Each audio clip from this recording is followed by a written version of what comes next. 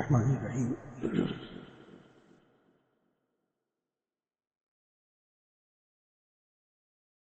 ایک صاحب نے لکھا ہے کہ میں شادی شدہ ہوں، میرے 2 بچے ہیں اور کیا اگر آئندہ پھر بچے ہونے کی توقع ہو جائے تو ہم اسے ختم کر سکتے ہیں سلسلے؟ تو اس کا جواب یہ ہے کہ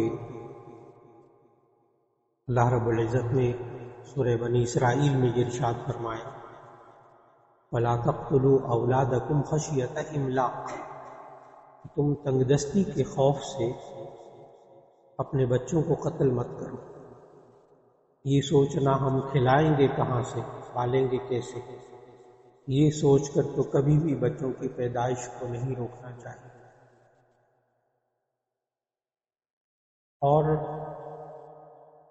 وہ ممالک کہ جو اب تک اربوں روپیہ خرچ کر کے اپنے ہاں ماحول بنا چکے تھے کہ بس بچے 1 یا 2 سے زیادہ نہیں ہونے چاہیے، 50 سال 60 سال سے وہ ممالک محنت کر رہے تھے، اربوں ڈالر اربوں روپیہ انہوں نے خرچ کیا یہ لوگوں کو سمجھانے کے لیے۔ آج وہ ممالک اپنے ملکوں کے اندر لوگوں کو بونس دے رہے ہیں کہ خدا کے لیے اولاد کو اور پیدا کرو ورنہ ہمارے ہاں افرادی قلت پیدا ہو جائے۔ اور بڑے بڑے ممالک اور وہ رعایتیں دے رہے ہیں اور باقاعدہ بونس دے رہے ہیں، بہت کچھ ترغیب دے رہے ہیں، لیکن لوگوں کا مزاج ختم ہو گیا۔ وہ مزاج دوبارہ بنانے کے لیے بہت وقت چاہیے۔ یہ اللہ کا نظام ہے۔ صرف اس وقت جب کہ لیڈی ڈاکٹر جو کہ ماہر ہوں، ڈاکٹر کہتے ہیں کہ جی اب اس عورت کے ہاں مزید پیدائش بچوں کی ہونا اس کی صحت کے لیے بہت نقصان دہ ہے اور اب آئندہ اس کے اولاد نہیں ہونی چاہیے ورنہ موت واقع ہو سکتی ہے، ایسی صورت میں جب اتنا سنجیدہ ڈاکٹر کہہ دے تو ایسی صورت میں پھر شرعی طور پر جائز ہے۔ اس سے پہلے شرعی طور پر جائز نہیں، اور اس کے لیے علماء سے رجوع کر لیا جائے اور رجوع کر کے پھر کوئی قدم اٹھایا جائے، ورنہ صرف یہ سوچ کر کے بچے زیادہ ہو جائیں گے، پالیں گے کہاں، کھلائیں گے کہاں، یہ سوچ دین کے مطابق نہیں ہے۔ ایک صاحب نے کہا کہ اگر کوئی گھرانہ گھری کے کسی فرد سے آزمائش میں ہو تو کیا اس آزمائش کے خاتمے کی دعا کی جا سکتی ہے؟ تو اس کا جواب یہ ہے کہ یہ جو آزمائش کسی گھر کے فرد کی طرف سے ہے اس کے خاتمے کی دعا کی جا سکتی ہے؟ تو اس کا جواب ہے کہ اس بندے کی موت کی دعا تو نہیں کی جا سکتی، آزمائش کے خاتمے کی دعا کی جا سکتی، آزمائش کے اس کے تبدیل کرنے کے لیے کوششوں کے لیے کیا جا سکتا ہے، لیکن اس یہ سوچنا کہ یہ بندہ ہی ختم ہو جائے، اس کو مر جائے، موت واقع ہو جائے، اس کی کوشش کرنا یہ بھی حرام اور دعا مانگنا بھی ناجائز، اس لیے کہ اللہ رب العزت نے ہمیں سمجھایا ہے قرآن مجید کے اندر بھی، نبی صلی اللہ علیہ وسلم نے سمجھایا احادیث کے اندر کہ جو آزمائشیں ہوتی ہیں یہ صرف ماحول سے فرار کے لیے نہیں ہوتی کہ آزمائشیں آ جائے تو بندہ بھاگ جائے، آزمائشیں آتی ہیں انسان کے درجات کو بلند کرنے کے لیے۔ بس اوقات گھر کے اندر کوئی ذہنی مریض ہوتا ہے، بچہ ذہنی مریض ہو جاتا ہے۔ آج کل ایک بہت بڑی مشکل، کیونکہ میرا تعلق میڈیکل سائنس سے رہا اور بہت عرصہ میڈیکل یونیورسٹیز میں پڑھاتا رہا، تو اب پہلے اتنا نہیں ہوتا تھا، اب بچوں کے اندر آٹزم وغیرہ ذہنی مریض، اب ایک خاندان کے اندر گھرانے کے اندر ایک آٹزم میں بچہ مبتلا ہونا تو بس کچھ نہ کچھ ساری زندگی معذوری ہے، بس پالنا بھی ہے رکھنا بھی ہے، لیکن اللہ اس کو درجات بلند کرتا ہے۔ بس اوقات گھر کے اندر اچھے بھلے ہوتے ہیں، نوجوان بچے بچیاں ہوتے ہیں، لیکن ذہنی معذوری کی طرف چلے جاتے ہیں، وہ بھی ایک آزمائش ہے جی، اس میں ڈاکٹروں سے رابطہ کر کے اس کو علاج معالجہ کر کے اس کو اس طرح چلاتے رہیں۔ اسی طرح بعض لوگ گھروں کے اندر مختلف بیماریوں میں مبتلا ہو جاتے ہیں، کبھی بیوی بیمار ہو جاتی ہے، کبھی شوہر ایسا بیمار ہو جاتا ہے، آزمائشیں ہیں اللہ کی طرف سے، لیکن ان آزمائشوں کے اندر انسان اللہ کی طرف رجوع رکھے، اللہ کی طرف رجوع رکھے کہ یہ زندگی اسی طرح خیر خیریت سے گزرتی رہے گی۔ تو آزمائشوں کے لیے تو اس آزمائش کے خاتمے کی دعا تو کی جا سکتی ہے، لیکن اس بندے کے خاتمے کی دعا ہے، اس انسان کے خاتمے کی دعا نہیں۔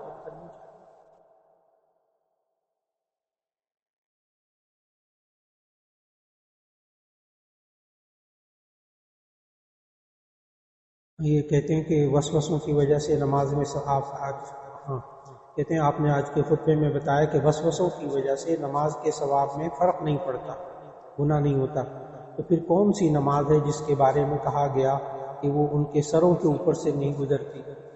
یا یہ کہا جاتا ہے کہ وہ یہ بھی حدیث ہے کہ وہ نماز کو کالے کپڑے میں لپیٹ کر اس کے منہ پر مار دی جائے گی، یہ تک الفاظ ہیں حدیث میں، پھر وہ کون سی نماز ہوتی ہے؟ بہت غور سے سننے والی بات ہے کہ آج جمعے میں خطبے میں اس بات پر میں نے بڑا زور دیا کہ یہ وسوسے ہمارے ذہن میں آتے ہیں یہ ہمارے بس میں نہیں ہے، اور جب بس میں نہیں ہے تو اللہ پکڑ نہیں کرے گا۔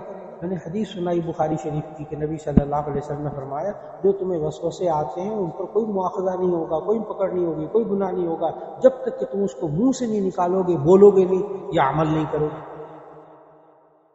اس لیے یہ تو طے شدہ بات ہے کہ وسوسوں کے آنے سے نماز میں ذرا برابر ثواب میں کمی نہیں ہوتی، کیونکہ وہ ہمارے بس میں نہیں۔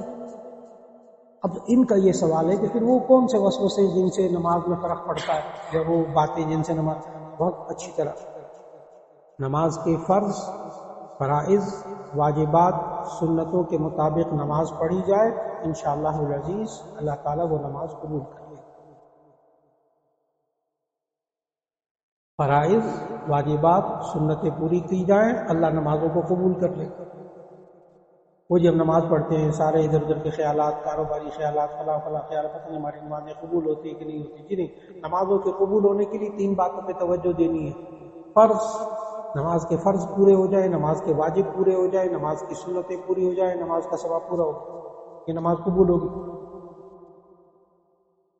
پھر وہ کون سی نمازیں ہیں جن کو کالے کپڑے میں لپیٹ کر اوپر مارا جائے گا، اور وہ نمازیں جو قبول نہیں ہوتی، جن میں واجبات پر توجہ نہیں ہوگی، جن میں شرائط پوری نہیں ہوگی، پاکی ناپاکی کا خیال نہیں رکھا، پتہ نہیں بدن پاک تھا نہیں پاک تھا، کپڑے پاک تھے نہیں پاک، وہ نماز ہی نہیں ہوگی۔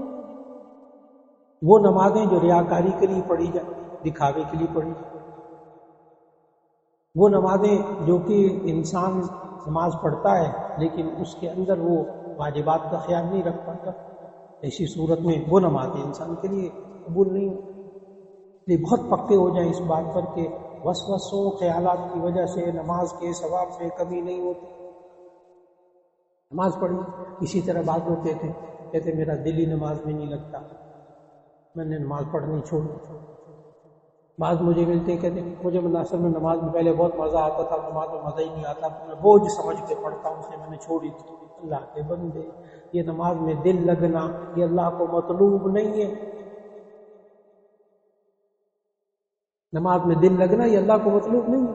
آپ کا دل لگے یا نہ لگے، نماز پڑھ لے، فرض واجب سنتیں پوری کرے، بس دل لگنا شروع ہو جائے گا۔ یہ دل جو نہیں لگتا نا، یہ شیطان کا وسوسہ ہے، یہ شیطان کا وسوسہ ہے۔ نماز میں شوق سے پڑھتے ہی نہیں، ایسے بوجھ سمجھ کے پڑھ کے آتا ہوں، جی بوجھ سمجھ لیجیے، لیکن پڑھ لیجیے، چھوڑیں نا، چھوڑیں۔ نماز میں دل نہیں لگا ہوا نا، نماز قبول ہوگی اگر آپ نے فرض واجب سنتیں پوری کی۔ نماز شوق سے نہیں پڑھی، مجبوراً پڑھی، فرض واجب پورے کیے ہیں، نماز پوری ہو گئی، ذمے سے ساقط ہو گئی۔ ایک صاحب کا نماز پورے خشوع خضوع کے ساتھ کیسے ادا کی جائے، اس نماز تک کیسے پہنچا جائے؟ جیسے صحابہ نے کہا کہ تیر نکالا جا رہا تھا تو ان کو درد محسوس نہیں ہو رہا تھا، یہ کہتے ہیں وہ صحابہ ایسے نماز، ابھی انہوں نے وہ والی ایک اور حدیث نہیں لکھی کہ وہ صحابہ نماز پڑھتے تھے تو جب رکوع میں جاتے تھے تو اتنے سکون سے وہ رکوع کرتے تھے کہ پرندے ان کے اوپر آ کر بیٹھ جاتے تھے۔ پرندے بیٹھتے ہیں ایسی جگہ پہ جو متحرک نہیں ہوتی نا، ساکن ہوتی ہے نا، بالکل ہی سکون سے بس وہ پرندہ کے بیٹھ جاتے ہیں۔ اب یہ مطلوب نہیں ہے شرعی طور کہ آپ ایسی نماز پڑھیں کہ پرندہ بیٹھ جائے۔ میں نے پھر بار بار اس پر اصرار کروں گا، اللہ اور اس کے رسول صلی اللہ علیہ وسلم کیا چاہتے ہیں، اور یہ کہ تیر نکالا جا رہا تھا نماز پڑھنے، بالکل ٹھیک ہے، یہ ایک بہت اعلیٰ ترین مقام۔ ہمارے جامع شفیع کے بانی حضرت مولانا مفتی حسن صاحب نور اللہ مرقد، اب ان کے بیٹے محتمی میں مولانا فضل الرحیم صاحب، حضرت مولانا مفتی حسن صاحب کا شوگر تھی بہت زیادہ، تو ایک ٹانگ گل گئی تھی، انفیکشن بہت زیادہ تھا، ڈاکٹر نے کہا تھا ٹانگ کاٹ دیں۔ تو میں اسپتال میں آپریشن ہونے لگا، ڈاکٹر نے کہا جی بے ہوش کرنا پڑے۔ انہوں نے کہا کہ اگر آپ نے بے ہوش کیا تو ایسی صورت میں میرا جو دل ہے وہ اللہ کی یاد سے غافل ہو جائے گا، میری زبان سے ذکر نہیں ہوگا، میں ذکر میں مشغول ہوں گا، آپ ٹانگ کاٹ دیں۔ تو ذکر میں یہ حقیقت ابھی چند مہینے پہلے تک وہ سرجن ڈاکٹر زندہ تھے، ابھی 3-4 ڈاکٹر تھے، ان میں سے ایک ڈاکٹر ابھی انتقال ہوا حال ہی۔ تو وہ اللہ کا ذکر کرتے رہے، پھر کافی دیر گزر گئی تو انہوں نے کہا جی کہ آپ اور کب شروع کریں گے آپریشن؟ تو انہوں نے کہا جی اب تو ہم ٹانکے وانکے لگا کے فارغ ہوتے ہیں، ہم تو کاٹ دیں بے ہوش کیے بغیر۔ تو ابھی بھی موجود، لیکن یہ ہر شخص کے اندر مطلوب نہیں ہے، ہر شخص اس کا پابند نہیں ہے اللہ کی طرف سے کہ یہ کیفیت ہو، اللہ دے دے بہت اچھا۔ اس لیے اس صحابہ کی نماز پر کیسے پہنچا جائے تو اس کا جواب یہ ہے کہ فرائض واجبات سنتوں کے مطابق نماز پڑھیں، انشاءاللہ اللہ توفیق دے، اللہ توفیق دے۔ ایک صاحب کے اقامت ہوتے ہی اپنی کسی حاجت کے لیے دعا مانگ سکتے ہیں؟ جی اقامت جب ہو رہی ہو، تکبیر ہو رہی ہو، تو نبی صلی اللہ علیہ وسلم نے سمجھایا کہ دعا کی قبولیت کے اوقات میں سے بہترین وقت اذان اور اقامت کے درمیان کا وقت ہے۔ چنانچہ محدثین اس پر لکھتے ہیں کہ اذان کے بعد کا جو وقت ہوتا ہے وہ اتنی دعا کی قبولیت کا وقت ہے کہ نبی صلی اللہ علیہ وسلم نے جو ہمیں اپنے لیے نبی صلی اللہ علیہ وسلم دعا مانگنے کا جو حکم دیا ہے نا، وہ نماز اذان کے بعد۔ ہم نے نبی صلی اللہ علیہ وسلم کی دعا مانگتے ہیں وہ اذان کے بعد۔ آپ دعا مانگتے ہیں، غور کیجئے اس دعا کے ترجمے پر، اللہم رب هذه الدعوۃ التامہ، یہ جو میں نے کہا نا نبی صلی اللہ علیہ وسلم نے اپنے لیے دعا مانگنے کو کہا اذان کے بعد، تو میں دعا کا ترجمہ کروں گا پھر بات کھلے گی۔ اللہم رب هذه الدعوۃ التامہ والصلاة القائمہ آت محمدا الوسیلۃ والفضیلہ وابعثه مقاما محمودا الذی وعدتہ انک لا تخلف الميعاد۔ اللہم رب هذه الدعوۃ التامہ، اے اللہ جو اس مکمل دعوت کا تو مالک ہے، رب ہے، آتی محمد الوسیلہ، نبی صلی اللہ علیہ وسلم کو جو جنت میں وسیلہ ایک اعلیٰ درجہ ہے وہ عطا فرما، آتی محمد الوسیلہ والفضیلہ وابعثه مقاما محمودا، اور ان کو مقام محمود عطا فرما۔ پوری بات آپ نے سنی کہ نبی صلی اللہ علیہ وسلم کے لیے دعا ہوتی ہے، نبی صلی اللہ علیہ وسلم نے خود سکھائی، اور کب سکھائی؟ اذان کے بعد۔ معلوم ہے اذان کے بعد دعا کا قبول ہونا بہت ہوتا ہے، اس لیے اذان اور اقامت کے درمیان اگر دعا مانگے بالکل جائز، اور اگر اقامت ہوتے ہوئے مانگ لے دعا جائز، ورنہ اقامت کا جواب دے دیجیے، اور اگر دعا مانگ لے دل میں بہت اچھا۔ یہ کہہ رہے صف اول میں بیٹھنے کا ثواب صرف جمعے کے دن ہوتا ہے یا باقی نمازوں میں بھی ہوتا ہے؟ نہیں، ہر نماز میں صف اول کا ثواب الگ ہے۔ جمعے کے دن جمعے کے لیے مسجد میں آنا جلد از جلد وقت ہونے کے بعد، نبی صلی اللہ علیہ وسلم نے ارشاد فرمایا، جامع ترمذی کی حدیث ہے، بڑا ترتیب سے فرمایا، جو جمعے کی نماز کا وقت ہونے کے بعد اول وقت میں آ کر بیٹھتا ہے تو اس کو ایک اونٹ قربان کرنے کا ثواب ملتا ہے۔ پھر جو ذرا اس کے دیر بعد آتا ہے اس کو گائے ذبح کرنے کا ثواب ملتا ہے۔ پھر جب ذرا اور دیر بعد آتا ہے تو اس کو بکری ذبح کرنے کا ثواب ملتا ہے، اور جو اور دیر بعد آتا ہے اس کو دجاجہ مرغی قربان کرنے کا ثواب ملتا ہے۔ آگے فرمایا جو بالکل ہی آخر وقت میں آتا ہے اس کو انڈا صدقہ کرنے کا ثواب ملتا ہے، بالکل ترتیب سے۔ وہ پھر صرف جمعے کے لیے، جو جمعے کے لیے زیادہ جلدی آ جائے آ کر مسجد میں بیٹھ جائے، نہیں بھی بیان ہو رہا تو مسجد میں بیٹھ جائے، تلاوت کرتا رہے، تسبیح پڑھتا رہے، درود شریف پڑھتا رہے، دعائیں مانگتا رہے، اس کو ثواب بھی ملتا رہے۔ تو صف اول کے لیے وہ تو ہر نماز میں، اور جو جمعے کے لیے جلدی آنا وہ الگ ہے۔ ایک صاحب کہتے ہیں بیت الخلاء میں سر ڈھانپ کے جانا چاہیے کہ یہ حدیث سے ثابت ہے؟ جی یہ ایک روایت موجود ہے کہ بیت الخلاء میں جب جائیں تو سر ڈھانپا ہوا، لیکن یہ فرض واجب نہیں ہے، سنت غیر مؤکدہ، سر ڈھانپ کر جائیں تو سنت پر عمل کرنے کا ثواب ملے گا، ننگے سر چلے گئے تو گناہ نہیں ہوگا۔ جی جی جی بھائی صاحب نے سوال کیا کہ صف اول میں دائیں اور بائیں میں بھی پھر ترجیح ہے. اس کا جواب ہے کہ جی ہاں، دائیں طرف صف اول میں بیٹھنا زیادہ ثواب کا باعث و افضل، اور بائیں طرف پھر اس سے کم، پھر اسے پچھلی صفوں کا ثواب. ایک صاحب نے کہا موجودہ حالات میں ظہور دجال کے بارے میں احادیث کی روشنی میں بتائیں. جی یہ دجال کے بارے میں صرف 350 صفحے کی کتاب لکھی. ایک دجال کے بارے میں مستقل کتاب ہے اور امام مہدی کے بارے میں مستقل کتاب بیت العلوم نابھا روڈ سے شائع ہوئی. تو دجال کے بارے میں 350 صفحے پہ دلائل والی کتاب ہے، ہر چیز کا حوالہ. اس کا پورے کا خلاصہ کیا ہے کہ دجال کا ظاہر ہونا یہ قیامت کی علامات میں سے، اور یہ جب دجال ظاہر ہوگا تو اسی صورت میں یہ بہت جلدی زمین میں سفر طے کرے گا، اور اس کو اللہ بہت سی طاقتیں دے گا، بہت سے خزانے دے گا، جس کی وجہ سے لوگ اس کی طرف مائل ہوں گے. لیکن وہ اللہ اور اس کے رسول صلی اللہ علیہ وسلم سے ہٹ کر بات کرے گا، خلاف بات کرے گا. اور نبی صلی اللہ علیہ وسلم نے اس کے چہرے کی پیشانی کی نشانی بتائی کہ اس کی ایک آنکھ ہوگی چہرے کے درمیان، ایک آنکھ. اور آگے بہت مستند حدیث کہ مؤمن اس کی پیشانی پر کافر کا لفظ لکھا ہوا پڑھ سکے. مؤمن اس کی پیشانی پر لفظ کافر پڑھ سکے اپنی ایمانی قوت کی وجہ سے. یہ میں نے خلاصہ بتایا. جی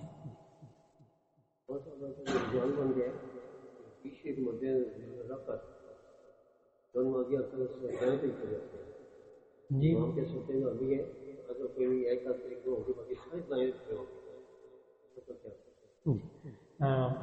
صاحب نے بڑا اچھا سوال کیا. کہنے کہ مسجدوں میں اب بس اوقات یہ ہو جاتا ہے کہ ذرا کم نمازی ہو نا تو وہاں یہ ہو رہا ہے کہ وہ زیادہ جو ہے نا بیلنس نہیں ہوتا صفوں میں، تو زیادہ لوگ دائیں طرف زیادہ کھڑے ہو جاتے ہیں، بائیں طرف بس اوقات 3-4 ہی ہوتے ہیں.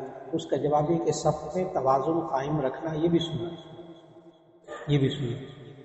غیر مؤکدہ.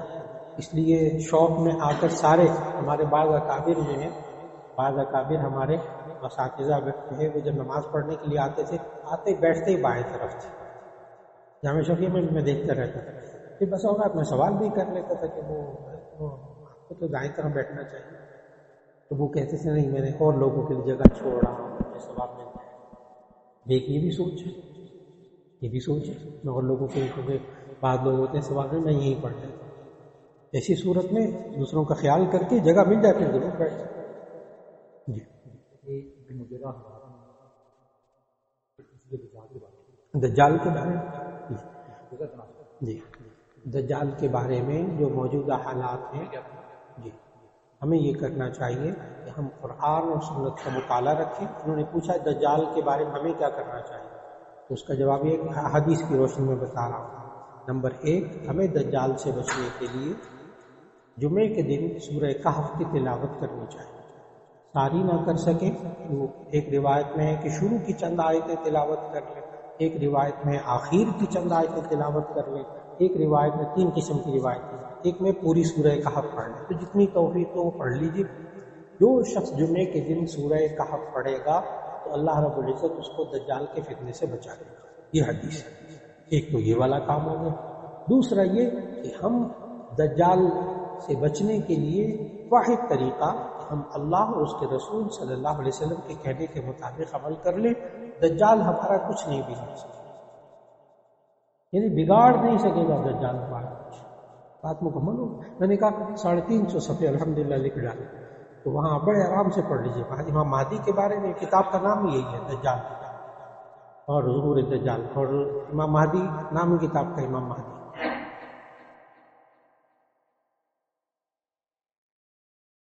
ایک صاحب نے یہ سوال لکھا لیکن انگلش میں لکھا، اور ذرا انگلش کی رائٹنگ بس میں نہیں آ رہی.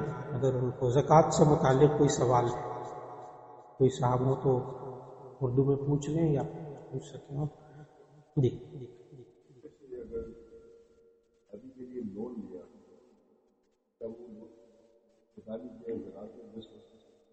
جی ٹھیک.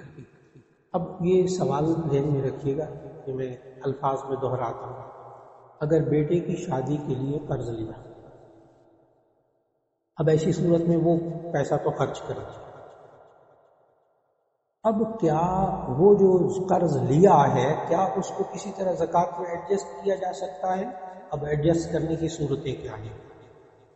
باپ نے قرض لیا اور بیٹے کی شادی کر دی، حالات کی وجہ سے زیادہ خرچہ ہو گیا، قرض لیا، غلط ہے صحیح ہے وہ ایک الگ بات، لے لیا قرض، بیٹے کی تو شادی ہو گئی، بیٹا تو قرض کبھی نہیں وہ اتارے گا.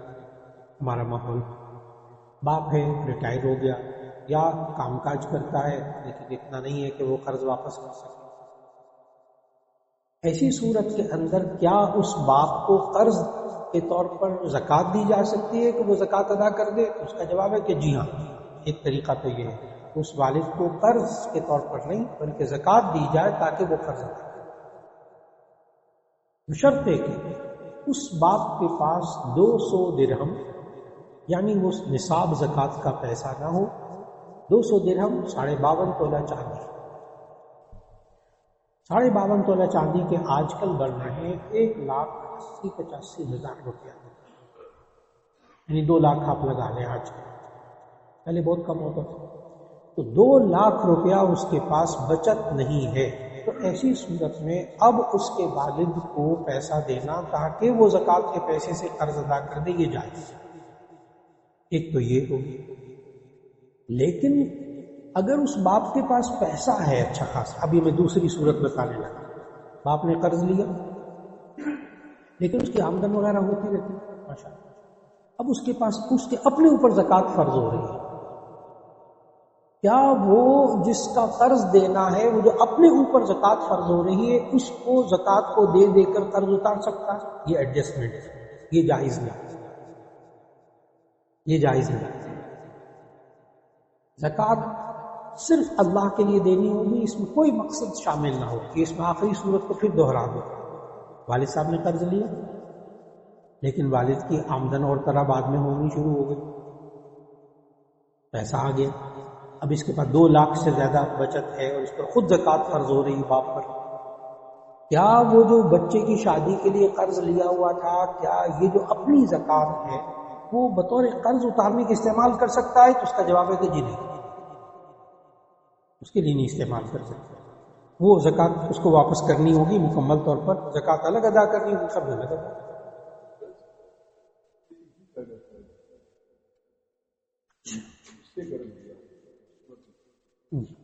اب سوال ایک اور طرح رخ اختیار کر گیا، وہ یہ ہے کہ بیٹے کی شادی کے لیے بیٹے ہی سے قرض لے لیا اور شادی کر دی، خرچہ ہو گیا. اب یہ صاحب باپ جو ہے نا خود اپنے مال کی زکوٰۃ ادا کرنا چاہتا ہے، کیا وہ زکوٰۃ میں وہ قرض بیٹے کو واپس کرتا رہے؟ اس کا جواب ہے کہ نہیں. نمبر 1، بیٹے کو زکوٰۃ نہیں دی جا سکتی. اپنی نسل سے اوپر اپنی نسل سے نیچے آپ زکوٰۃ نہیں دے سکتے. بیٹا بیٹی پوتا پوتی نواسا نواسی زکوٰۃ نہیں دے سکتے. ماں باپ دادا دادی نانا نانی اپنی نسل سے اوپر آپ زکوٰۃ نہیں دے سکتے. چاہے غریب ہو کوئی اور دے دو، آپ نہیں دیں گے. اس لیے بیٹے کو تو اول زکوٰۃ نہیں دی جا سکتی، اور زکوٰۃ دے کر قرض کو ایڈجسٹ کرنا وہ بھی جائز نہیں ہوگا، زکوٰۃ ادا نہیں. جی نبی صلی اللہ علیہ وسلم نے ہمیں سمجھایا کہ قرآن مجید کی الفاظ ہیں تُؤْخَذُ مِنْ أَغْنِيَائِهِمْ، کہ تم ان کے مالداروں سے زکوٰۃ لو اور ان مسلمانوں کے محتاجوں پر تقسیم کرو. تُؤْخَذُ مِنْ أَغْنِيَائِهِمْ وَتُرَدُّ إِلَىٰ فُقَرَائِهِمْ. اس اصول کے تحت اسلام میں یہ اصول بن گیا کہ غیر مسلم کو زکوٰۃ نہیں دے سکتے کیونکہ اسے زکوٰۃ لے نہیں سکتے، اس کو زکوٰۃ فرض ہی نہیں ہوتی. چونکہ مسلمانوں سے زکوٰۃ لی جائے گی تو خرچ بھی مسلمانوں ہی پر کی جائے گی. ایک صاحب نے سوال کیا کہ اسلام ظہر کی نماز کا وقت کب تک رہتا ہے؟ عصر مثل اول اور مثل دوم کے متعلق بتائیے. اصل میں سب سے پہلے میں مثل اول مثل دوم کو سمجھا دوں، پھر اس کے بعد بات کروں۔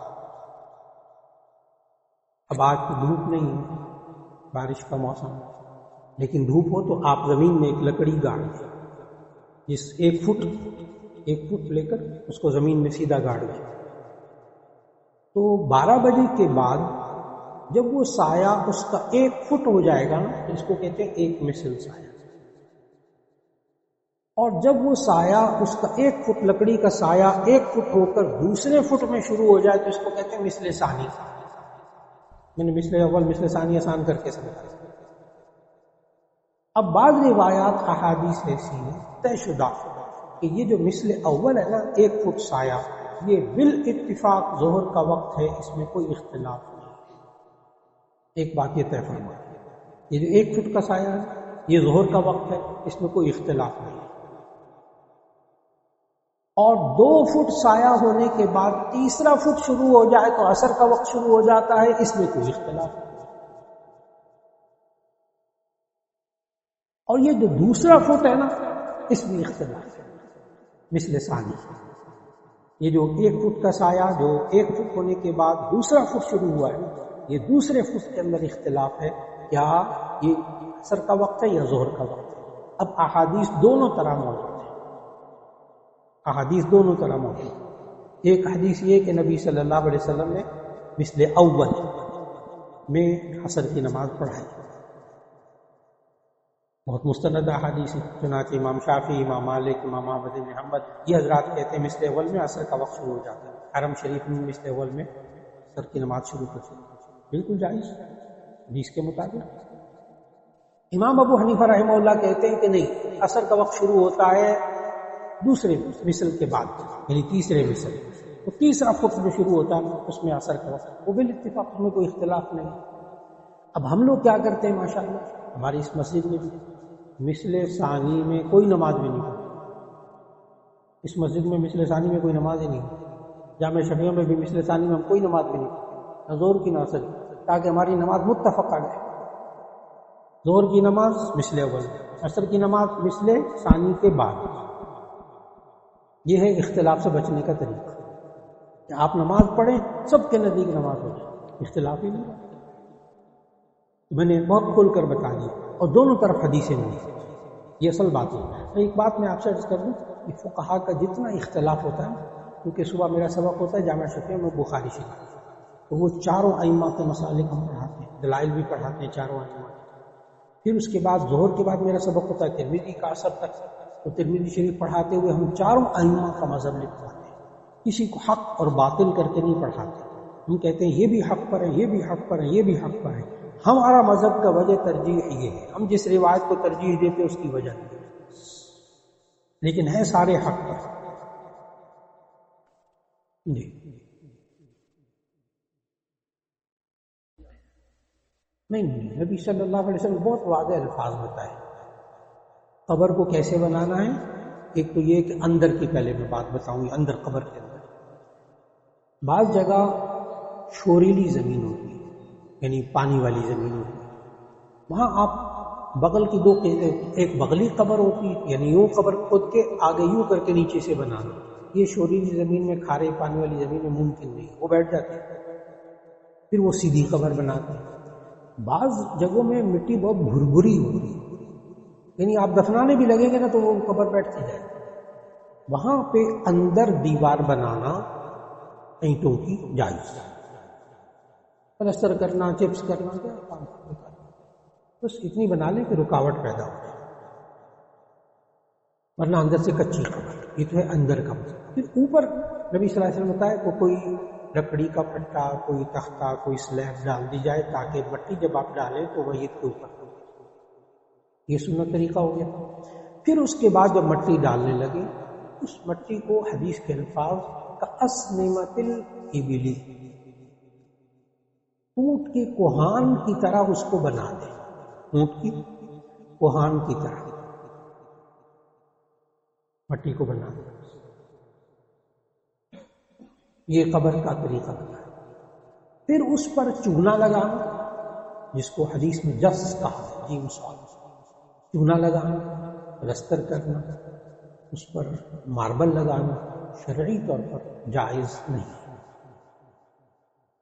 اب آپ یہ سمجھتے ہیں کہ جی یہ پانی بارش کی وجہ سے سارا پانی بہ جائے گا، قبر یوں ہو جائے گی، ٹھیک ہے، آپ اس کے ارد گرد اتنی اینٹ لگا دیں کہ جس سے پانی کی وجہ سے قبر بیٹھے نہ، اوپر بالکل اینٹ نہ لگائیں، کوئی ماربل نہ لگائیں۔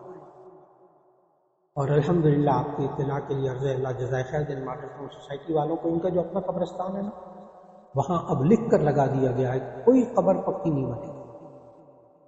اس کا فائدہ کیا ہے؟ اگر میانی صاحب کے اندر یہ ماربل کی قبریں نہ بنتی نا، تو یہ آئندہ ہزاروں سال کے لیے میانی صاحب کا قبرستان پورے لاہور کے لیے کافی ہے۔ یہ قبریں بنتی، پھر اس کے بعد ایک نسل جاتی باپ کی قبروں پر۔ دادا کی قبر پہ جانے کا تو ہمارے معاشرے میں میرا خیال ہے لاکھوں میں سے کوئی ایک بندہ ہوگا جو دادا کی قبر، یعنی ایک نسل جاتی ہے قبر فاتحہ کے بس دعا مانگ، باقی دادا سوال پیدا ہمارے معاشرے میں۔ چنانچہ بارشیں ہوتی ہیں، سب ہوتا ہے، مٹی بہ جاتی ہے، پھر دوبارہ قبریں بنا رہے ہیں۔ اس طرح قبرستان جو ہے وہ چھوٹا سا قبرستان بہت بڑی آبادی کے لیے کافی ہو جاتا ہے۔ یہ اللہ کا نظام ہے۔ قبر کو باقی رکھنا یہ شرط نہیں ہے شریعت، اس لیے قبروں کو اوپر پکا اس طرح نہیں بنانا چاہیے کہ اس کو سیمنٹ وغیرہ لگائے۔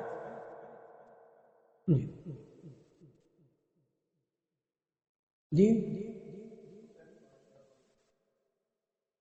جی بھائی صاحب نے کہا کہ بوٹ پہن کر نماز جنازہ پڑھنا، اگر بوٹ کا تلا اوپر کا اپر بوٹ پاک ہے تو نماز جنازہ بوٹ پہن کر جائز ہوگی۔ نماز جنازہ کے اندر جس جگہ پہ آپ کھڑے ہیں نا، جہاں پاؤں رکھا ہے، وہ پاک ہونی چاہیے۔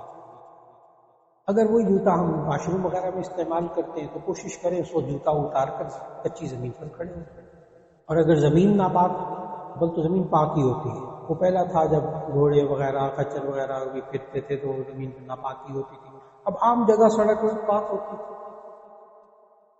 اگر کبھی ناپاکی گر بھی گئی تو وہ خشک ہو گئی، زمین پر پاک ہو گئی۔ تو زمین پر جوتے اتار کر کھڑے ہو جائیں، یہ زیادہ افضل ہے۔ لیکن اگر یقین ہو کہ جوتے پاک ہیں تو ایسی صورت میں 100% نماز درست ہے۔ جامع ترمذی کی حدیث موجود ہے کہ نبی صلی اللہ علیہ وسلم جوتوں سمیت نماز پڑھ لیتے تھے، لیکن مسجد میں نہیں، نفل نماز۔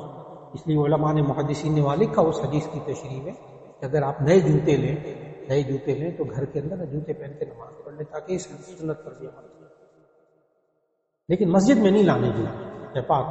تو یہ اللہ نے وہاں سمجھایا سورہ طور کے اندر موسیٰ علیہ السلام، فَخْلَعْ نَعْلَيْكَ إِنَّكَ بِالْوَادِ الْمُقَدَّسِ طُوًى، آپ جوتے اتار لیجیے، اب آپ مقدس وادی میں آئیے۔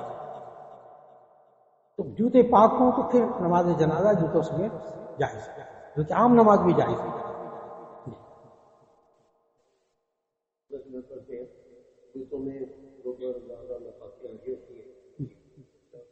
وہ میں نے بھی بتایا، جوتے اگر ناپاک ہوں گے پھر نماز جنازہ نہیں ہوگا، کیونکہ آپ پاک جگہ پر نہیں کھڑے۔ جی بالکل اتار لینے چاہیے۔ اور اس کا آسان طریقہ، اب جرابیں پہنی ہوتی ہیں، جرابیں خراب ہو جائیں تو اس کے لیے جیب میں ہلکا سا رومال رکھ لیجیے، رومال بچھا کر اس کو پھر کھڑے ہو جائیں، سنت پر بھی عمل ہو گیا، طریقے پر بھی عمل ہو گیا، اب جرابیں بھی بچ گئی۔ جی قبر کے اوپر نام لکھنا، پلیٹ لگانا جائز، لیکن اوپر القابات اور فلاں ڈگریاں اور یہ اس عہدے سے ریٹائر ہوا، اب بس کریں، نام لکھ لیں، تاریخ لکھ لیں تاکہ تعارف رہے کہ بھی جب فاتحہ کے لیے آئیں تو پتہ چلے کون سی خبر ہے، بس اتنا کر، آیتیں بھی نہ لکھیں جائیں تو بہتر ہے۔ جائز کیش سے لون لینا جائز ہے کہ نہیں؟ جی جائز کیش وغیرہ نا، لون لینا اور چیز ہوتی ہے۔ مثال کے طور آپ کے اکاؤنٹ، آپ کے موبائل میں لوڈ پیسہ ختم ہو گیا، آپ نے ان سے کسی بھی موبائل کمپنی سے آپ نے بٹن دبائے اور وہاں سے ایڈوانس لے لیا، اس کے اوپر وہ کٹوتی کرتے ہیں کچھ، وہ جو کٹوتی کرتے ہیں وہ قرض نہیں ہوتا، وہ سود نہیں ہوتا، وہ سروس چارجز ہوتے ہیں، وہ جائز ہے۔ لیکن اگر آپ کا اکاؤنٹ ہے اس کے اندر، اب جیسے جائز کیش وغیرہ کا اکاؤنٹ ہوتا ہے، اس میں اگر آپ کے پیسے پڑے ہوئے ہیں تو ایسی صورت میں آپ اس کو استعمال کرتے ہیں، عام بینک کی طرح ہے۔ لیکن اگر آپ نے اکاؤنٹ کھولا ہوا ہے، اب سلسلے شروع ہو گئے ہیں، آپ کے پیسے ختم ہو گئے، کوئی بات نہیں، آپ قرض لے لیں، اس سے قرض لے لیں، تو اگر سروس چارجز کاٹیں تو جائز ہے، اور اگر سود لیں تو ناجائز ہے۔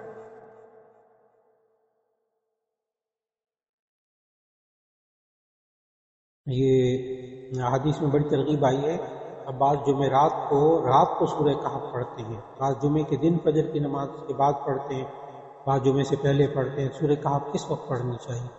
اصل میں احادیث میں جو آیا نا وہ جمعے کا آیا، بس یوم الجمعہ، جمعے کے دن جو پڑھتا ہے۔ یوم الجمعہ یہ جمعرات کی شام کو سورج غروب ہونے کے بعد جمعہ شروع ہو جاتا ہے،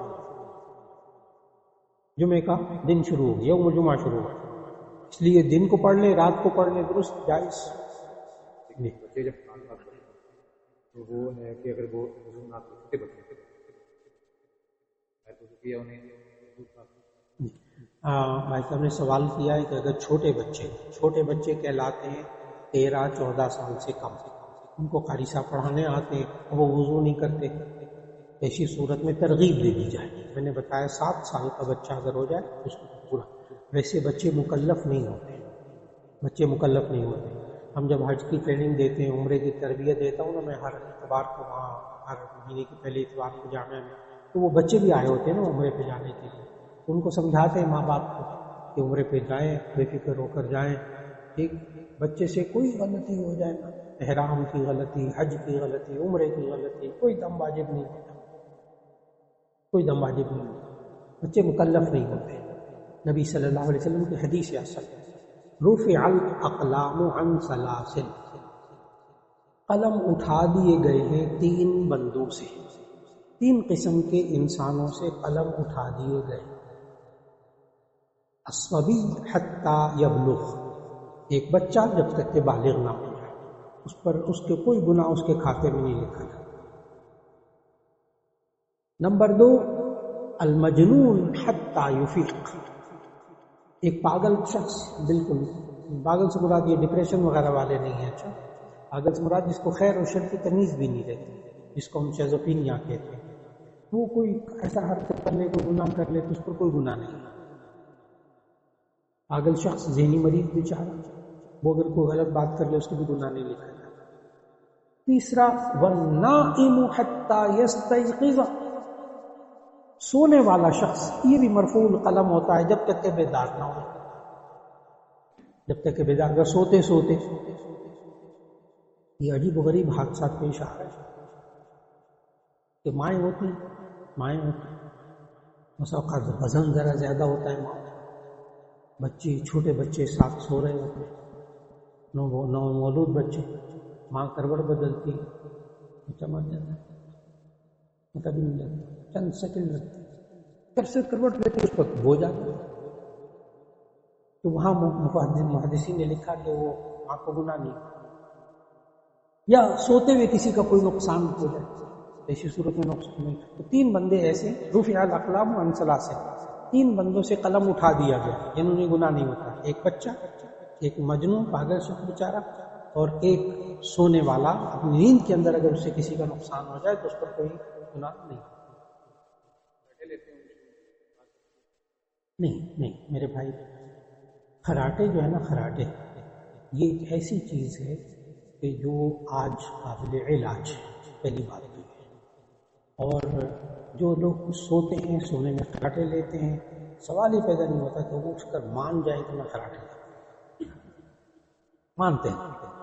اور اس لیے میں نے ساری بات کیوں بتائی کہ یہ بے بسی ہے انسان، اور یہ خراٹے لیتا ہے انسان ناک اور حلق، اس کے اندر ایک خرابی آ جاتی ہے جس کی وجہ سے سانس لیتے ہوئے خراٹے، اب اس کا 100% علاج ہے۔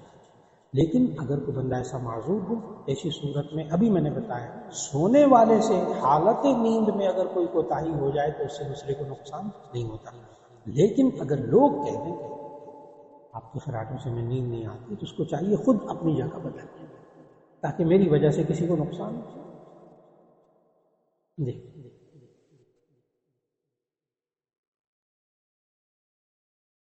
جی وہ بے ہوش جی، اگر کوئی شخص 5 نمازوں تک بے ہوش رہے تو وہ نمازیں اس کے ذمے سے ساقط ہو گئیں، اس پر واجب ہی نہیں۔ اور اگر 5 نماز 1 2 3 رہ گئی تو وہ بعد میں ان کو بتا دیا جائے کہ آپ بے ہوشی میں تھے تو نماز پڑھو، لیکن 5 نمازیں پوری ہو جائیں، بے ہوش ہو جائے، بس اب وہ مرفوع القلم۔ جزاک اللہ، میں نے ایک جگہ پہنچنا ہوگا اس لیے مسافر سے ذرا گریز ہو جائے۔ جزاک اللہ۔